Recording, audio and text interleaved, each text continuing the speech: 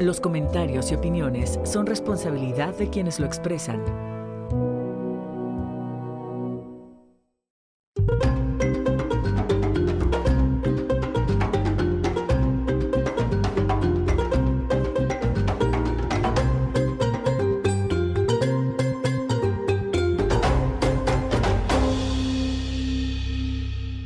Sin duda alguna, el café es un producto importante para la economía de varios municipios del estado de Veracruz en la zona centro, y por eso mismo nuestra aventura será en medio de este aromático para que usted venga a conocer cómo es el proceso que se da hasta llegar a su taza de este riquísimo producto. Acompáñenme.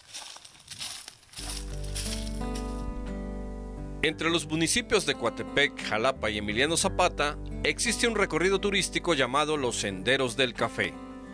Nosotros somos un grupo de 9 empresas que conformamos este producto turístico aquí en la región de Coatepec. Realmente es un producto turístico joven. Hemos tenido muy buenos resultados y nuestra intención más que nada es atraer más el turismo hacia nuestra región de Coatepec, que es nuestro pueblo mágico, y que nuestra gente conozca también los sabores que nuestro terruño ofrece, la tierra que nos ofrece esta calidad en nuestras variedades arábigas y que bueno, son muy apreciadas en todo el mundo también. Esa es nuestra finalidad más que nada. Entre hoteleros, restauranteros, está la operadora turística también, estamos los guías del colectivo de guías de la región y entre todos hacemos posible que funcione este producto. También hay que mencionar pues al barista, catador y tostador de café, que es un elemento muy importante de nuestro recorrido, nuestro tour Senderos de Café. Así también la hacienda que tenemos aquí cerca de Estanzuela, la hacienda Pacho Nuevo, también forma parte de uno de nuestros de parte del recorrido. Todo inicia en la finca cafetalera La Escondida.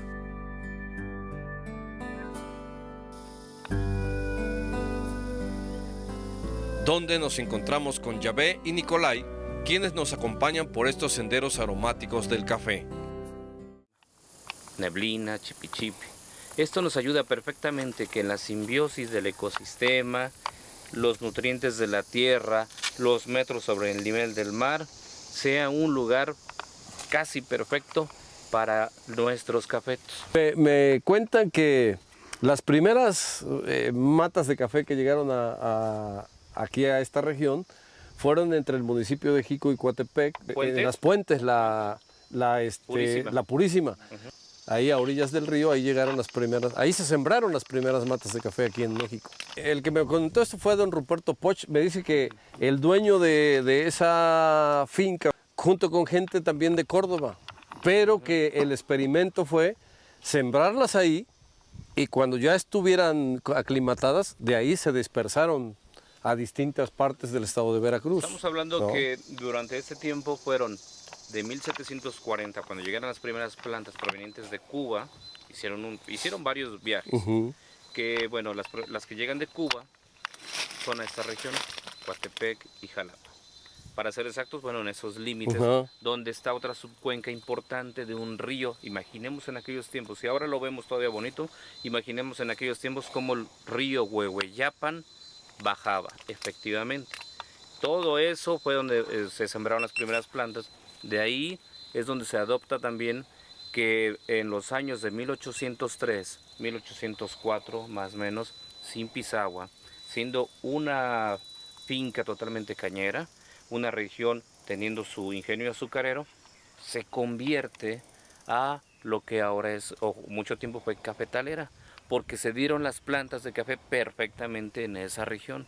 Es cuando se transforma, y es lo que mucho en la historia se platica, que a partir de esa región es donde empieza a florecer perfectamente el café. La cultura del café en Etiopía, específicamente en una ciudad que se llama Abisinia, crecen las matas de café silvestre. Entonces esta es una cultura que se esparce en todo el mundo. El éxito del café viene en la medida de que es una bebida que te relaja y te estimula al mismo tiempo. Podemos tener una planta produciéndonos café aproximadamente unos 80 años. Sin embargo, se considera un buen café hasta los 30 años de vida de la planta. Llega el café. Las primeras plantas de café que llegan en aquellos tiempos eran como que pues la base primigenia. Pertenece a las rubiáceas. Y dentro de esto, su nombre científico es Coffea. Y lo vamos a encontrar a nivel mundial, Coffea liberico o ibérica, que es la especie Coffea arábica. Del arábico o arábica se desprenden muchas variedades. Del Coffea canéfora, o mejor conocido como robusta, se utiliza en su mayoría para el robusta, que hasta su nombre lo dice, como es un árbol robusto, su acidez, estos perfiles, el paladar finalmente de un catador no va a poder cubrir lo que cubre el arábico. Entonces por eso se usa mucho para mezclar el robusta. En nuestro andar vamos viendo los distintos campos de cafetales, así como del misticismo de los mismos. Ubicarlos, agradecer a los 4 puntos cardinales, agradecer a nuestra madre tierra, que es bien importante, porque hoy en día la gente se le olvida que nosotros somos un elemento más de todo esto que es nuestra madre tierra. El poder entrar a las fincas, el convivir con las plantas, con los aves, con los animales, todo esto que vamos a vivir en un sendero es muy bonito, es muy agradable, pero también hay que pedir permiso. Claro. Recordemos cómo nuestras antiguas culturas tenían sus deidades que decían que para poder entrar, para llegar a una cosecha, para poder sembrar, todo tenía su tiempo, en el cual también lo más importante era agradecer y ofrendar. Y eso es lo que vamos a hacer ahora. ¿Sí? Sí, claro. Sí. Vámonos pues. Venga. Este momento de agradecer al hermano árbol por el oxígeno que nos da, por la sombra. Simplemente agradecer, agarrar, abrazar.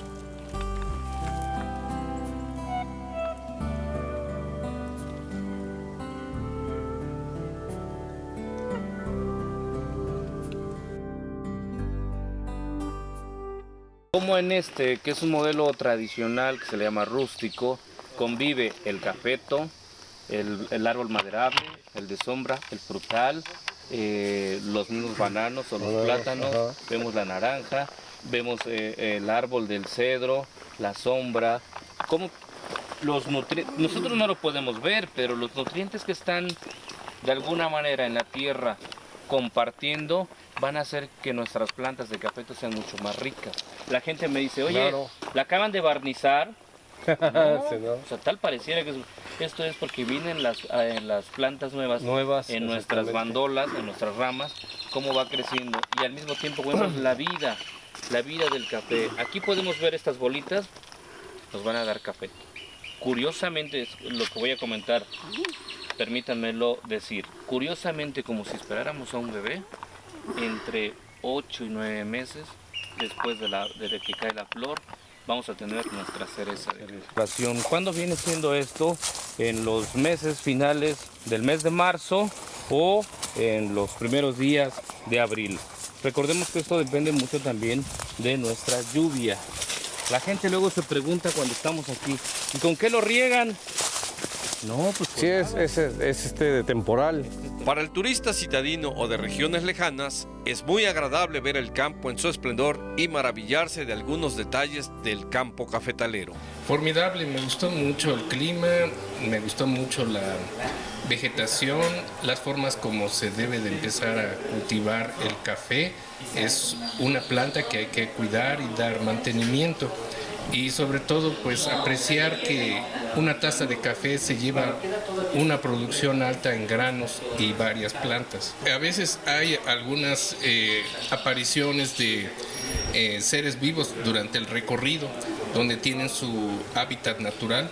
Y sí, vimos aves, vimos insectos, me impresionaron mucho las hormigas, que son grandes, tienen una distinción importante sobre las que yo he conocido en toda mi vida, y algunos mamíferos, tlacuaches.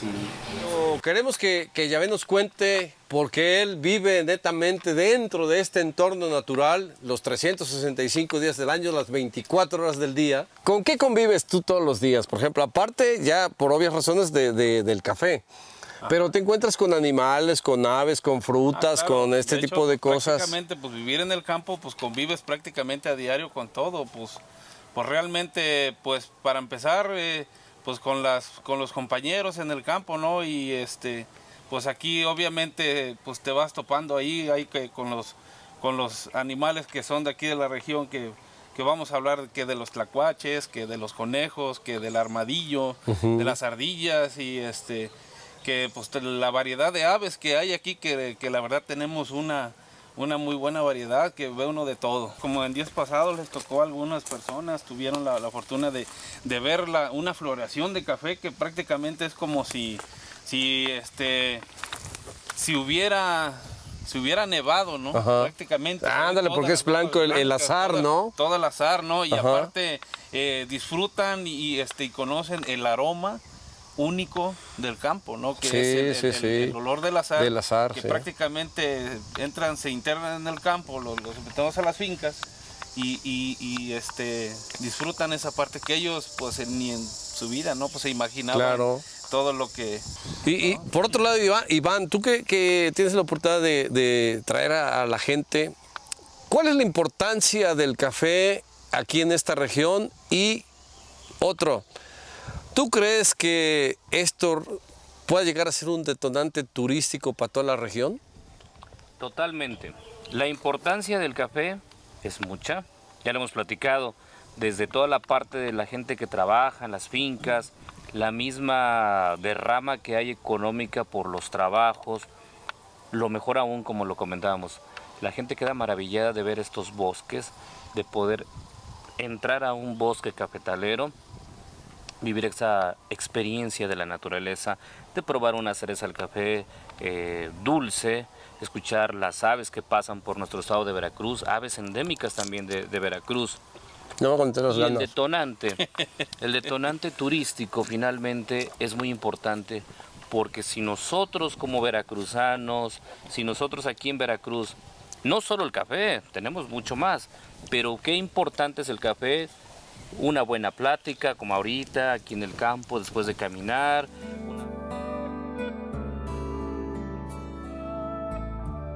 Después del recorrido por las fincas, llegamos hasta donde fuera un gran beneficio, de la Finca Roma, hoy convertido en museo.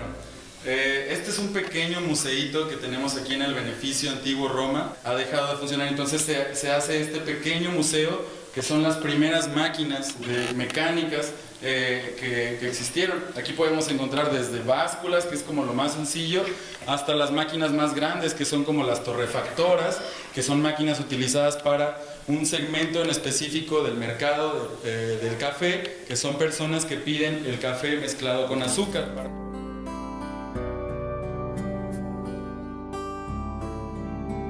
El final del recorrido por el museo es brillante con la enseñanza de la cata de café por un experto en el tema. Dentro de los atractivos que muestran a los turistas para venir a este lugar, que es un museo, es terminar un recorrido de varias horas con una cata de café donde un experto muestra todos sus conocimientos acerca del proceso del café en el tostado hasta llevarlo a la taza. Es la etapa de deshidratación. Esta etapa dura aproximadamente de 4 a 6 minutos. Y la segunda son las fases de mellar. Vamos a poner la cuchara justo al medio. Me voy a acercar y de ahí voy a empujar al frente. Y vamos a sorber fuerte y rápido.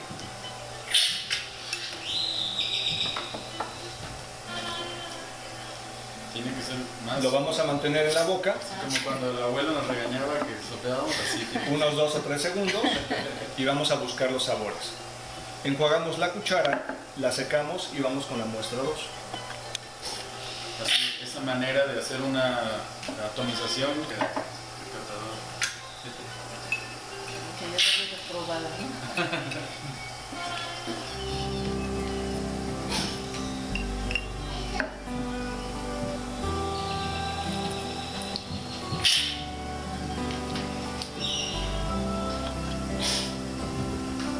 El tour de los senderos del café finaliza con la visita a la Hacienda de los Remedios, o mejor conocida como Despacho Nuevo.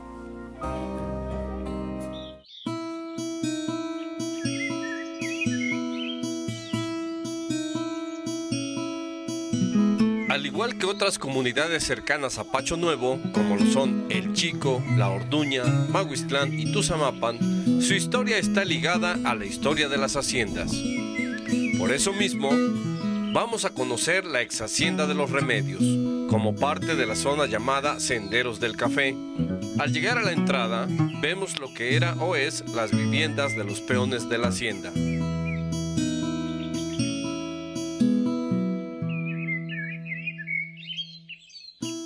La reja demarca la entrada a la ahora Casa Grande.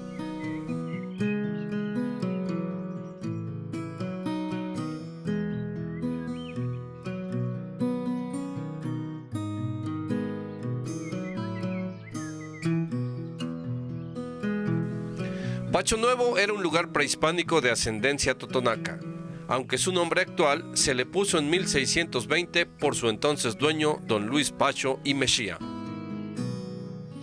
Originalmente este lugar fue un asentamiento prehispánico, asentamiento prehispánico que el núcleo poblacional estaba precisamente en el Cerrito de Pacho, aprovechando los manantiales de esta región, llamado Nexapa. Es donde tiene su inicio este lugar. A la llegada de los españoles a estas tierras, la corona española hizo de este lugar una merced de indios llamada Nexapa. Llega la conquista, llegan los españoles y efectivamente Cortés en una de las primeras etapas trae lo que es la siembra, cultivo de la caña de azúcar. Este lugar, así precisamente, inicia como un ingenio azucarero en honor a Nuestra Señora de los Remedios. Antiguamente, durante muchos años, así se conoció este recinto, como la hacienda de Nuestra Señora de los Remedios.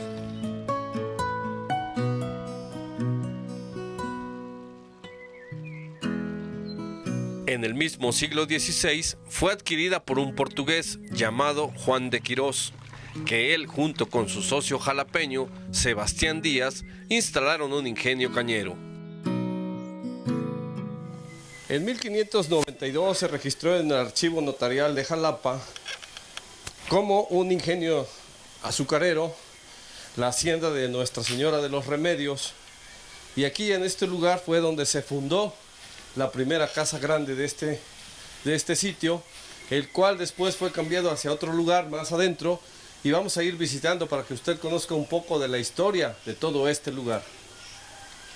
Hablar de este recinto, vamos a hablar de la parte principal que data desde 1592 aproximadamente sus inicios.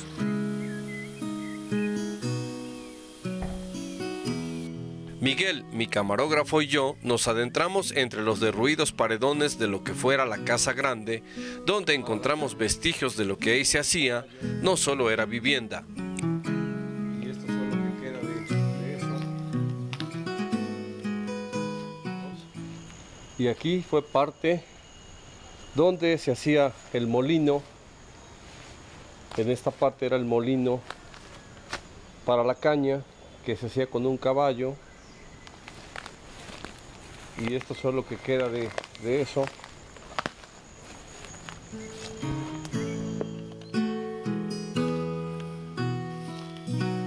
Salimos para continuar conociendo parte de lo más antiguo de esta hacienda. El Gran Chacuaco es una muestra de la arquitectura antigua.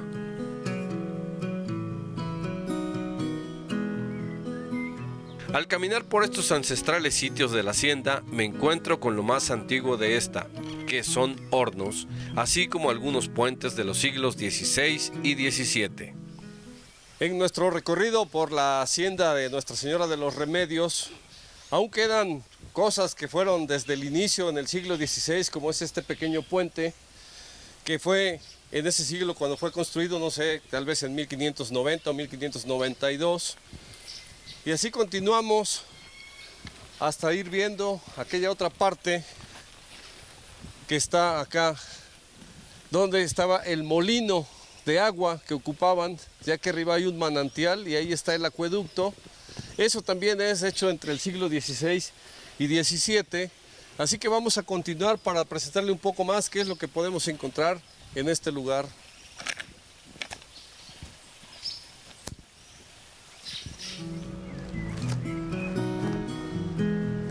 Este ingenio trabajaba por medio de una rueda de agua, aprovechando el manantial que ahí se encuentra. Pues precisamente esta es la parte donde estaba ubicado el molino de agua, o la rueda para recoger el agua, que era bastante grandecita por lo que se ve. Vamos a continuar ahora y vamos a platicar cómo este nacimiento de agua fue aprovechado perfectamente para hacer girar un gran cárcamo, para generar energía motriz y energía eléctrica, donde se trabajaba precisamente en un inicio la caña de azúcar.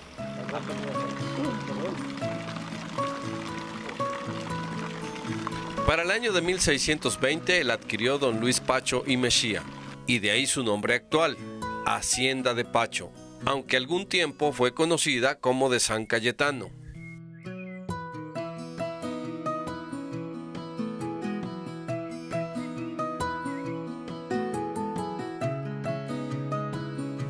En sus tierras también se criaba ganado, y es en el siglo XIX cuando empezó a cultivarse el café y se dejó la ganadería, así como la caña.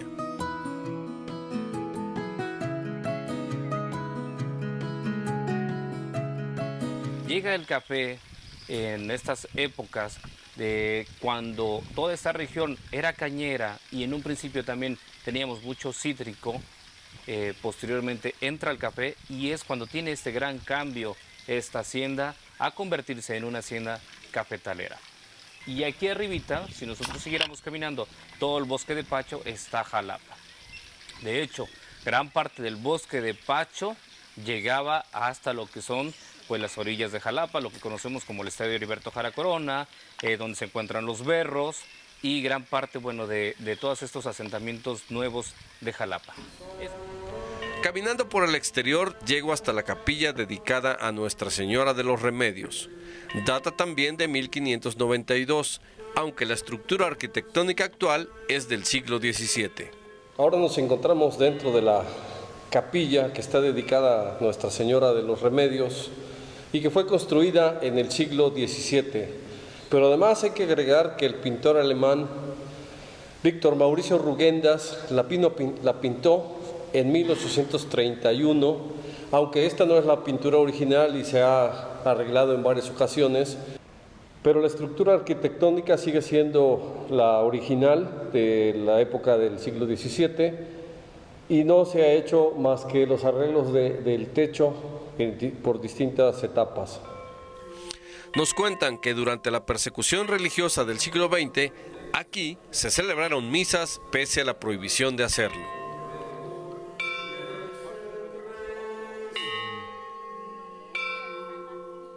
Ahora visitamos lo que actualmente es la Casa Grande, que se cambió a este lugar por sus entonces dueños, don José Julián Gutiérrez y Fernández y su esposa, Damiana Hidalgo, quienes hicieron remodelación completa de la propiedad.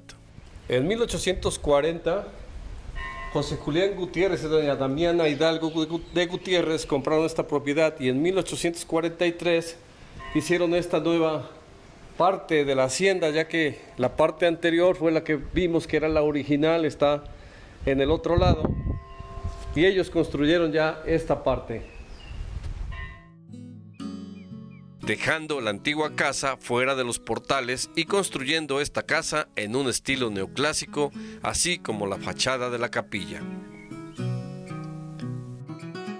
Caminar dentro de la Casa Grande actual es remontarse varios siglos atrás, encontrando objetos utilitarios del campo, así como el café secando en zarandas. Como la hacienda inició con ganado, este era el hierro original con el que marcaban a las reses acá en la hacienda de Nuestra Señora de los Remedios. Los muebles guardan una nostalgia de los tiempos remotos.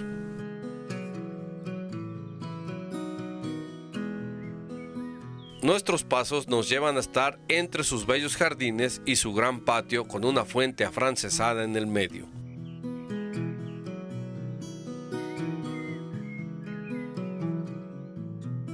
Estar en la ex hacienda de los Remedios de Nepacha es una grata experiencia de vivir un momento en el pasado que tuvo gran realce en la época de las haciendas.